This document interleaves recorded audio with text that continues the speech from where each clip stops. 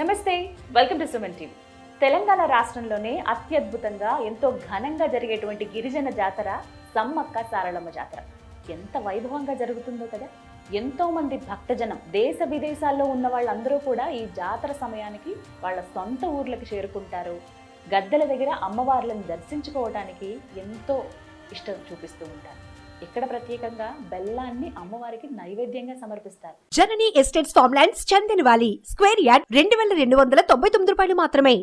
ఎంతమంది భక్తులు దగ్గర 1.5-2 కోట్ల వరకు భక్తులు వచ్చి దర్శించుకునేటువంటి అత్యద్భుతమైన జాతర ఇది.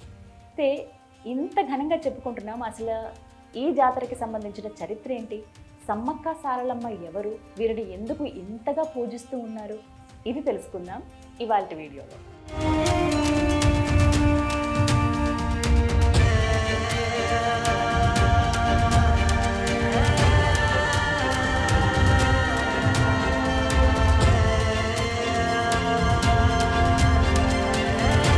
సమ్మక్క సారలమ్మల గురించి అంటే ఈ మేడారం జాతర గురించి కోయ పురాణం ఒక విధంగా చెబుతోంది, అలాగే చరిత్ర ఇంకో విధంగా చెబుతుంది. కోయ పురాణంలో ఏ విధంగా ఉందో ఇప్పుడు తెలుసుకుందాం. ఈ కథ 1300 సంవత్సరంది, అంటే 13th సెంచురీ, కాకతీయులు పాలిస్తున్నటువంటి సమయం అది.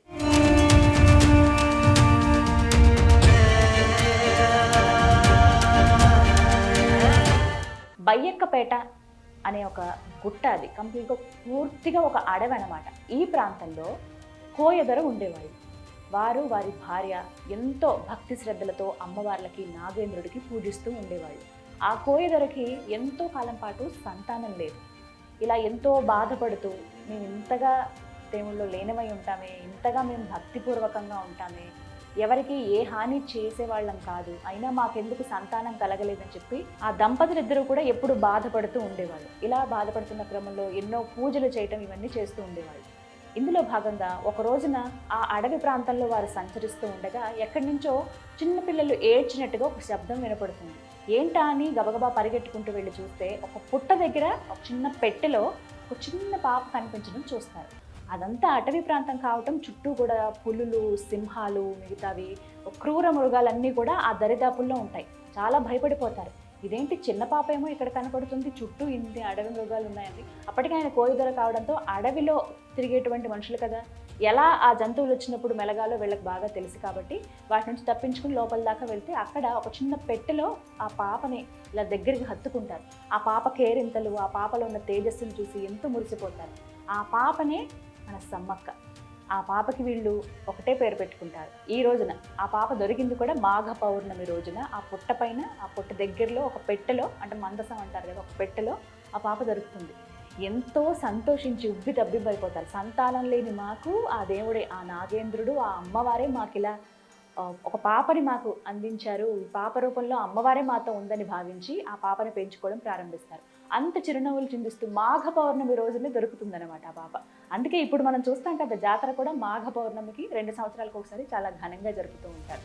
ఆ పాపను చూసి ఇంకా ఆ అమ్మవారి, ఆ నాగేంద్రుడు దివ్య ప్రసాదంగా భావించి వారి ఇంటికి తీసుకెళ్ళి చక్కగా ఆ పాపను పెంచుతూ ఉంటారు. ఆ పెరుగుతున్న క్రమంలో ఆ పాప అంటే సమ్మక్క అని పేరు పెట్టుకుంటారు.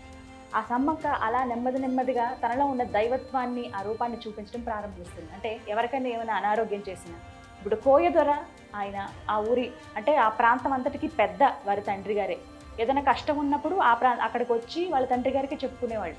వాళ్ళ తండ్రికి చెప్తూ ఉంటే ఆమె చాటి నుంచి విని, మీ కష్టం ఇది కదా, ఖచ్చితంగా ఇలా చేయండి తీరిపోతుందని సలహాలు ఇచ్చేది. అంత చిన్న వయసులోనే చాలా ఎంతో మంచి మేధాశక్తితో ఉండేది.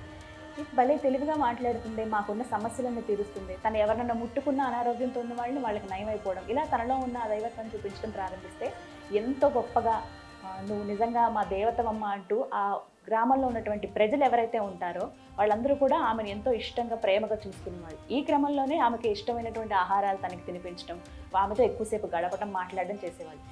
ఇలా ఉన్న సమ్మక్క నెమ్మదిగా ప్రజలకు కొద్దిగా దూరంగా వెళుతూ ఆ అడవి ప్రాంతాల్లో తిరగడం ప్రారంభించింది. అవి చూసిన తల్లిదండ్రులు ఎంతో బాధపడేవాళ్ళు. ఇదేంటమ్మా నువ్వు ఇక్కడ తిరుగుతున్నావు, అడవిలో మంచిది కాదు, ఇక్కడ అన్ని కూడా క్రూర మృగాలు ఉంటాయి, నువ్వు ఇక్కడ ఉండడం కరెక్ట్ కాదు, మనం ఇంటికి వెళ్ళిపోదాంరా అని అంటే, మీరు మర్చిపోయారా, చిన్నప్పుడు నేను దొరికిందే ఒక మందసంలో, నా చుట్టూనే ఎన్నో క్రూర మృగాలు అడవిలో ఉన్నట్టుగా ఉండేవి, నా చుట్టూ ఉండేవి, అప్పుడే భయం లేదు నాకు, ఇప్పుడు ఇంకెందుకు భయం అని ఆమె సమాధానం ఇచ్చిందట. అది చూసి నిజంగా ఆశ్చర్యపోయారు తల్లిదండ్రులు ఇద్దరు కూడా.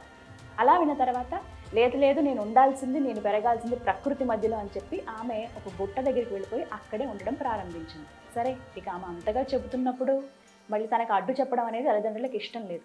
దీంతో ఆమెకు అక్కడే ఆమె సౌకర్యం కోసం ఒక కుటీరంలాగా ఏర్పాటు చేశారు. తను ఉండడానికి వీలుగా, అంటే ఒక చిన్న ఇల్లులాగా, ఒక గుడిసెలాగా వేసి అక్కడే తనకి ఏర్పాటు చేశారు. కற்பలతోటి వాటితోటి ఒకటి అరేంజ్ చేశారనమాట. అలా ఆ తర్వాత తనకి నీరు అవసరం కదా, అక్కడే జలకం బావని ఒక బావిని తవ్వించి ఆ నీరుని తనకి ఉపయోగించుకునే విధంగా ఏర్పాట్లు చేశారు. ఇలా ఆవిడ అక్కడ అడవి మధ్యలోనే ఉంటూ ఎవరైనా కలవాలనుకున్నప్పుడు వెళ్ళి కలిసేవారు. ఇలా కాలక్రమేణా అలా జరుగుతూ ఉండగా వివాహం చేయాలి, అమ్మాయి పెద్దదవుతుందని చెప్పి వాళ్ళు నిర్ణయించుకుని ఇలా మీకు వివాహం చేద్దాం అనుకున్నామంటే ఆమె అంగీకారంతో పగిడిద్దరాజు అనే వారికి ఇచ్చి, అమ్మవారికి అంటే సమ్మక్కనిచ్చి వివాహం జరిపిస్తారు. ఆ తర్వాత వారికి 2 సంతానం కలుగుతారు. ముందుగా సారలమ్మ, అలాగే జంపన్న. జంపన్న చాలా చాలా బలవంతులు, ఎంతో ధైర్యంగా ఉండేవాళ్ళు. ఏదొచ్చినా, ఏ సమస్య వచ్చినా వెంటనే ఎదుర్కొనే విధంగా అంత ధైర్యంగా, అంత దృఢంగా ఉండే మనిషి అనమాట సమ్మక్క కుమారుడు జంపన్న. ఇంకా ఆ తర్వాత సారలమ్మ, అలాగే వారి కూతురు. ఈ పెరుగుతున్న క్రమంలో పగిడిద్దరాజుతో పాటుగా సమ్మక్క కూడా ప్రజలతో పాటు మమేకమయ్యి వాళ్ళకు ఉన్నటువంటి సమస్యలను తీరుస్తూ ఎంతో, అంటే తలలో నాలుకలాగా ఉంటారని అంటారు కదా, ఏదైనా విషయం వచ్చినా కూడా వెంటనే స్పందించడం, వాళ్ళకి సాల్వ్ చేయడం, ప్రాబ్లమ్స్ ఏమున్నా ఇలా చేస్తూ అంటే వాళ్ళందరికీ కూడా ఒక దైవంగా ఆమె పిలువబడుతూ ఉండేది. ఆ తర్వాత సారలమ్మ కూడా పెళ్లి వయసు వచ్చేటప్పటికి ఆమెకు గోవిందరాజు అనే వ్యక్తితోటి వివాహం జరిపిస్తారు. ఈ విధంగా వాళ్ళ వివాహం జరిగిందనమాట. మొత్తంగా సమ్మక్క, సాధారణంగా మనం వింటూ ఉంటాం సమ్మక్క సారక్క అంటే అక్క చెల్లెళ్ళు అని చెప్తూ ఉంటారు చాలామందికి అదే భావన కూడా ఉంటుంది. కానీ వారిద్దరూ కూడా తల్లి కూతుర్లు, సమ్మక్క కుమార్తె సారలమ్మ, సారక్క అని కూడా అంటారు. ఇలా వాళ్ళ వివాహం జరిగింది, సారలమ్మ వివాహం గోవిందరాజుతో. ఈ కథ అంతా కూడా మనకి కోయ పురాణంలో చెప్తారనమాట. అంటే ఈ ఒక్కటి చూసుకోండి, మొదటి నుంచి బయ్యకపేట అక్కడ ఆమె జననం కానీ, ఇప్పటికీ కూడా పుట్టుగద్దె అని చెప్పి ఆమె ఉన్నటువంటి ప్రాంతంలో, ఆమె పుట్టినటువంటి ప్రాంతం కానీ, ఆ తర్వాత ఈ చిలకల గుట్ట, ఇవన్నీ ఆమె పెరిగిన ప్రాంతం కానీ, జలకం బావి, ఇవన్నీ కూడా ఉన్నాయి. ఇవన్నీ కూడా మనకి ఆ పురాణాలు, కోయ పురాణంలో కనిపిస్తాయి అన్నమాట. దీన్ని బట్టి మా ఇంటికంటే మమ్మల్ని అందరినీ కోసం, మా కోసం అని మమ్మల్ని రక్షించడానికి వచ్చినటువంటి ఒక కుటుంబంగా ఏర్పడిన అమ్మవారే, వనదేవతే ఈ సమ్మక్క సారలమ్మలు వనదేవతలు అని చెప్పి భావించి అప్పటి నుంచి ఇలా పూజలు చేయడం ప్రారంభించారనమాట. ఇది కోయ పురాణంలో ఉన్నటువంటి గాథ. కోయ పురాణం ఒక విధంగా చెప్తే, ఇక చరిత్ర కూడా ఇంకో విధంగా ఉంది. అయితే కొంత ఇందులో మార్పు మనకి కనిపిస్తుంది. చరిత్రకారులు చెప్పిన దాన్ని బట్టి అయితే 13వ శతాబ్దం అని చెప్పాను, అంటే 1300 ఇయర్ అది. అయితే ఆ సంవత్సరంలో కాకతీయ రాజైన ప్రతాపరుద్రుడు పాలించేటువంటి సమయం అది. అయితే వారికి సామంతరాజుగా పగిడిద్దరాజుని చెబుతూ ఉంటారు. అంటే సమ్మక్క భర్త ఎవరైతే ఉన్నారో పగిడిద్దరాజు, వారు ప్రతాపరుద్రుడికి సామంతరాజుగా ఉన్నారనమాట. ఈ పగిడిద్దరాజు ఈ ప్రాంతాన్ని, కోయదొరలు కావచ్చు, కోయ వాళ్ళు ఉండేటువంటి ఈ అడవిలో ఉన్నటువంటి ఈ ప్రాంతాన్ని పాలించేవాళ్ళు. అయితే అక్కడ ప్రతి ప్రాంతంలో మనకి తెలుసు కదా, పురాణాల ప్రకారంగా, చరిత్ర ప్రకారంగా చూసుకుంటే కనుక ఖచ్చితంగా రాజుకి కప్పం కట్టాల్సిన పరిస్థితులు ఉంటాయి. అంటే ఈ ప్రాంతం నుంచి ఎంతైతే కప్పం కట్టాలో అంత ఖచ్చితంగా నెల లేకపోతే ఇన్ని రోజులకని చెప్పి అంత కప్పాన్ని సమర్పించేవారు. సామంతరాజులు ఎవరైతే ఉంటారో ఆ ప్రాంతంలో ఉన్న రాజులు, మెయిన్ రాజు ఎవరైతే ఉంటారో వాళ్ళకి సమర్పించాల్సి ఉంటుంది. అదేవిధంగా ఈ ప్రాంతానికి కూడా, ఇప్పుడున్నటువంటి పగిడిద్దరాజు పాలించేటువంటి ప్రాంతానికి కూడా కప్పం కట్టాలి. వాళ్ళు ఆ కప్పం తీసుకెళ్ళి ప్రతాపరుద్రుడికి ఇవ్వాల్సి ఉంటుంది. అయితే కొన్ని రోజులుగా కప్పం కట్టకుండా ఉంటారు. ఈ విషయం ప్రతాపరుద్రుడికి తెలిసి, ఇదేంటిది, ఈ ప్రాంతం నుంచి ఎన్నో రోజులుగా ఇలా కప్పం కట్టకుండా ఉన్నారు, ఇది కరెక్ట్ కాదు కదా, అంటే మన రాజ్యంలో ఈ విధంగా ఉన్నారా, ఇది కరెక్ట్ కాదని చెప్పి ఒకసారి వెళ్ళి మాట్లాడడానికి పంపిస్తే, మాకు చాలా కరువు కటకల్లో మేము ఉన్నాము, ఎంతో నష్టం వచ్చింది మాకు, మేము కట్టలేమని చెప్తే, ఇలా ఎదురు సమాధానం మీరు రాజుకి చెప్తారా అని చెప్పి ప్రతాపరుద్రుడు కోపంతో చాలా చిన్న ప్రాంతం అది, ఆ ప్రాంతం మీద దండయాత్ర చేస్తారు. తనకున్నటువంటి దాదాపుగా ఉన్న సైన్యాన్ని అంతా కూడా ఆ ప్రాంతానికి పంపించి వాళ్ళందరినీ కూడా ఈ విధంగా సమాధానం చెప్పడం నాకు నచ్చలేదు, మీరు వారిపై దండయాత్ర చేయండి అని చెప్పి వాళ్ళందరినీ కూడా కోపంతో ప్రతాపరుద్రుడు పంపిస్తాడు అనమాట. ఇక రాజే దండయాత్రకు ఆ ప్రాంతానికి పంపించడంతో రాజు, అంటే ప్రధానంగా పగిడిద్దరాజు ఎవరైతే ఉన్నారో ఆ ప్రాంతాన్ని అంతా కాపాడాలనే ఉద్దేశంతో ఎక్కడికక్కడ ఆయన అలర్ట్ చేయడం స్టార్ట్ చేస్తారు. కాకపోతే ఆ ప్రాంతంలో ఉన్న వాళ్ళకి ఏమీ తెలియదు, కత్తి పట్టడం తెలియదు, ఎలా యుద్ధం చేయాలో తెలియదు. వాళ్ళ బ్రతుకులు వాళ్ళు ఏదో చిన్న బ్రతుకులు, వాళ్ళు ఏదో చిన్న పనులు చేసుకుని ఆ పూటకు గడిచిందా లేదు ఇలా ఉండేవాళ్ళు. వాళ్ళ చదువు సందులు ఏది ఉండేవి కాదు కదా, ఎంత తెలియని అమాయకంగా ఉండేవాళ్ళు. అలాంటి వాళ్ళు పాలిస్తూ ఉన్నారు. అలాంటి వాళ్ళ మీద కోపంతో, అహంకారంతో ప్రతాపరుద్రుడు దండయాత్రకి పూనుకుంటాడనమాట. ఇది నచ్చక చాలా వరకు, అంటే వీళ్ళ ఫ్యామిలీ ఏదైతే ఉందో పగిడిద్దరాజు, వారి కుమార్తె సారలమ్మ, వారి అల్లుడు గోవిందరాజు, వీళ్ళందరూ కూడా వీళ్ళు ముందుకు వస్తారు. ముందుకు వచ్చి ముందుగా సారలమ్మ మా ప్రజల్ని మేము రక్షించుకుంటామని ముందుకు వచ్చే క్రమంలో ఆవిడ్ని ఆ యుద్ధంలో చంపేస్తారు. ఇక ఆ తర్వాత జంపన్న అత్యంత బలవంతుడు, శక్తివంతుడు కూడా, ఆయన్ని కూడా చంపేస్తారు. అది నిజంగా చాలా బాధాకరమైన విషయం. అంటే యవ్వనంలో ఉన్నాడు, చాలా దృఢంగా ఉంటాడు మనిషి, నేను వెళ్తాను యుద్ధానికి, మన ప్రజల్ని రక్షిస్తానని తను ముందుకు వచ్చినప్పటికీ అసలు ఫలితం ఉండదు, ఆయన్ని కూడా చంపేస్తారు. ఇక ఆ తర్వాత పగిడిద్దరాజు రాజే యుద్ధానికి వెళ్తాడనమాట. ఈ విధంగా మా ప్రజల్ని కాపాడుకోవాలనుకుంటున్నాను నేను, మీరు ఇలా చేయడం కరెక్ట్ కాదన్నా సరే ఇంకా మంది మార్బలాన్ని ప్రతాపరుద్రుడు పంపుతూనే ఉంటాడు. ఈ విధంగా కప్పం కట్టకపోవడం అనేది నిజంగా ఒక దుశ్చర్య, మళ్ళీ తిరిగి సమాధానం ఇవ్వడం కూడా ఇంకా దుశ్చర్య అని చెప్పి అప్పుడు ఈ యుద్ధంలో పగిడిద్దరాజు కూడా దుర్మరణం పాలవుతారు. ఇది తెలుసుకున్న సమ్మక్క యుద్ధ రంగంలోకి దిగుతుంది. అసలు ఏంటిది అంటే, నా కుటుంబం పోయినా పర్వాలేదు కానీ నా ప్రజల్ని నేను రక్షించుకోవాలి. రాజు తర్వాత రాణి కదా, రాజు లేనప్పుడు రానే రాజుగా యుద్ధం చేయాల్సి ఉంటుంది. అదే ఆలోచనతో ఆమె యుద్ధరంగంలో దిగి యుద్ధం చేస్తూ ఉంటుంది. ఆమె ఎంత దారుణంగా ఆమెని హింసిస్తారంటే, ఆమె తన చేతులతో ఎంతోమందిని మట్టు పెట్టింది కూడా. అంత ధైర్యశాలి సమ్మక్క. అసలు ఎవరూ ఊహించరు ఒక మహిళ ఈ విధంగా యుద్ధం చేస్తుందని. అక్కడికి ప్రతాపరుద్రుడే ఆశ్చర్యపోతాడు.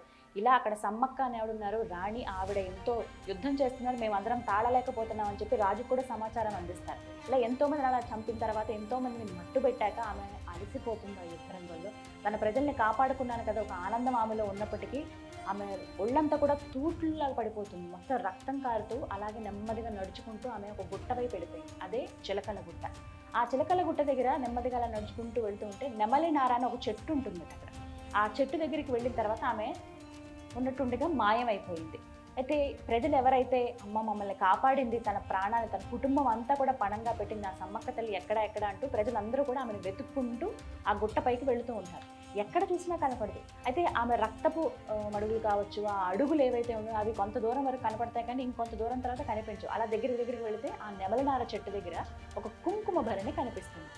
అక్కడి నుంచి ఎటువంటి గుర్తులు ఉండవు, మనిషి కనపడదు. ఇక ఒక్కసారిగా వాళ్ళందరూ కూడా అమ్మా నువ్వు మమ్మల్ని కాపాడడానికి వచ్చావు అని చెప్పి ఆ భక్తులు ఎవరైతే ఉంటారంటే ఆ ప్రజలు ఎవరైతే ఉంటారో వాళ్ళందరూ కూడా తెలుసుకుని వాళ్ళు ఏం చెప్పాలో కూడా అర్థం కాని పరిస్థితి. అంటే చిన్నప్పటి నుంచి ఆమెను చూసి వాళ్ళతో పాటు పెరిగిన ఆమె ఒక మహారాణి ఆవిడ అయినా కూడా యుద్ధరంగంలోకి దిగి ఎంతమందిని మమ్మల్ని రక్షించడానికి తన ప్రాణాలని పణంగా పెట్టింది అని భావించి ఎంతో బాధపడి తనకి దండం పెట్టుకుని నువ్వు ఒక దేవతమమ్మ అని అక్కడి నుంచి ఆమెను కొలవడం ప్రారంభిస్తారు. ఇక ఆ తర్వాత ప్రతాపరుద్రుడికి కలలో అమ్మవారి కనిపించి నువ్వు చేసింది చాలా చెడ్డ పని, ఇలాంటి పని చేస్తానని అనుకోలేదు, అంత చిన్న వాళ్ళపైన నీ అహంకారం చూపిస్తావా అని చెప్పి అమ్మవారి పలకడంతో దానికి కళ్ళు తెరుచుకుని ప్రతాపరుద్రుడు ఇలా కాదు నిజమే, నేను చేసింది చాలా తప్పు, నేను ఊహించలేదు ఇంతగా జరుగుతుందని, ఇంతమంది ప్రాణాలు పోతాయని చెప్పి దీంతో ప్రతాపరుద్రుడు మేడారాన్ని ఒక స్వతంత్ర రాజ్యంగా ప్రకటిస్తాడు. ఎలాంటి కప్పం కట్టాల్సిన పని లేదు, వాళ్ళకు వచ్చిన ఆదాయం వాళ్ళ అభివృద్ధికే వాళ్ళు వాటిని ఏమైనా కావాలంటే వినియోగించుకోవచ్చు అనే ఉద్దేశంతో అప్పటి నుంచి కప్పం కట్టాల్సిన అవసరం లేదని చెప్పి స్వతంత్ర రాజ్యంగా ప్రకటిస్తారన్నమాట. ఇక అప్పటి నుంచి చూసుకుంటే ఆదివాసీలను తన కన్న బిడ్డల్లా కంటికి రెప్పలా కాపాడుతూ వస్తున్నారు సమ్మక్క దేవత. ఇందులో భాగంగానే ఎంత ఘనంగా జరుగుతుందో కదా జాతర. 4 రోజులు చాలా ముఖ్యమైనవి. అంటే ముందుగా సారలమ్మను, ఆ తర్వాత గోవిందరాజును, ఆ తర్వాత పగిడిద్దరాజును గద్దెలపైకి తీసుకురావటం కానీ, చివరగా అంటే అక్కడ ఇలా తీసుకొచ్చాం అందరినీ అని చెప్పి చిలకల గుట్టలో ఎక్కడైతే అమ్మవారు ఆ నెమలినార చెట్టు కింద కుంకుమ భరణ రూపంలో ఉన్నారు కదా, అలా అమ్మవారు ఉన్నటువంటి అక్కడ ఒక చిన్న ఆలయం లాగా ఉంటుంది. ఆలయానికి సమాచారం అందిస్తారు, ఇలా గద్దెలపైకి తీసుకొచ్చాం వీరందరినీ అని చెప్పి. అప్పుడు ప్రభుత్వ లాంఛనాలతో తుపాకీతో గాల్లో కాల్పులు జరిపి ఎంతో ఘనంగా అమ్మవారికి అక్కడి నుంచి పూజలు నిర్వహించి ఆ తర్వాత సమ్మక్కను కూడా కుంకుమ భరణ రూపంలో ఉన్న అమ్మవారిని ఇలా గద్దెపైకి తీసుకొస్తారు. ఆ తీసుకొచ్చే ఘట్టం కూడా చాలా అత్యద్భుతంగా ఉంటుందండి. అంటే ఒళ్ళు గగురు పొడుస్తుంది ఆ ప్రాంతంలో. అంటే ఒక జాతరలాగా సింపుల్గా ఒక మాటలో చెప్పేస్తాం కానీ ఇది ఒక జాతర కాదు, ఒక ఎమోషన్ అంటారు చాలామంది. అసలు ఆ ప్రాంతానికి వెళితే తెలుస్తుంది. ఆ జాతర సమయంలో ప్రత్యేకించి ఆ ఘట్టం ఏదైతే జరుగుతుందో ఆ సమయంలో అక్కడ ఉంటే నిజంగా వేరే ప్రపంచంలో మనం ఉన్నామా అనిపిస్తుంది. అసలు ఒక గిరిజన జాతర, అంటే కొన్ని సంవత్సరాల క్రితం వరకు కేవలం గిరిజనులు మాత్రమే, ఆ అడవిలో ఉన్న వాళ్ళు మాత్రమే, ఆదివాసుల వరకు మాత్రమే పరిమితమై ఉండేది. కానీ ఆ తర్వాత ఆంధ్రప్రదేశ్ అంటే ఉమ్మడి ప్రభుత్వం ఉన్నప్పుడు ఇప్పుడు తెలంగాణ ప్రభుత్వం అంటే ప్రత్యేకించి రాష్ట్రం వచ్చిన తర్వాత ఎంత ఘనంగా ఇది రాష్ట్ర పండుగ కూడా అనౌన్స్ చేశారు. చాలా చక్కగా 2 సంవత్సరాలకు ఒకసారి ఎప్పుడెప్పుడు అని ఎదురు చూసే విధంగా ఉంటుంది. కేవలం జరిగేదంటే కీలకమైన ఘట్టాలు ఈ 4 రోజులు అయినప్పటికీ, అంటే మాఘ పౌర్ణమి అప్పుడు జరుగుతున్నప్పటికీ ఇంకా ముందు నుంచే ఎన్నో సందర్భాల్లో, అంటే ముందు నుంచే దగ్గర దగ్గర ఒక 10-15 రోజుల ముందు నుంచే ఈ జాతర ప్రారంభమవుతుంది. వివిధ ఆలయాలను సందర్శించుకుని ఆ తర్వాత ఇక్కడ మొక్కులు చెల్లించుకుంటారు. ఇంకా ప్రత్యేకంగా బెల్లాన్ని కూడా సమర్పించడం మనం చూస్తాం. అదే బంగారంగా ఇక్కడ పిలుస్తూ ఉంటారు బెల్లాన్ని. ఈ విధంగా అమ్మవారికి మొక్కులు తీర్చుకుని వాళ్ళకు ఉన్నటువంటి కోరికలు కోరి మళ్ళీ ఏడొస్తామమ్మా, మళ్ళీ 2 సంవత్సరాలు నీ దగ్గరికి వస్తామమ్మా అని మొక్కుకొని చక్కగా అమ్మవారి అనుగ్రహాన్ని పొందుతూ వెళ్తూ ఉంటారన్నమాట. ఈ విధంగా మేడారం జాతర అంగరంగ వైభవంగా జరుగుతుంది. ఇది మేడారం జాతర.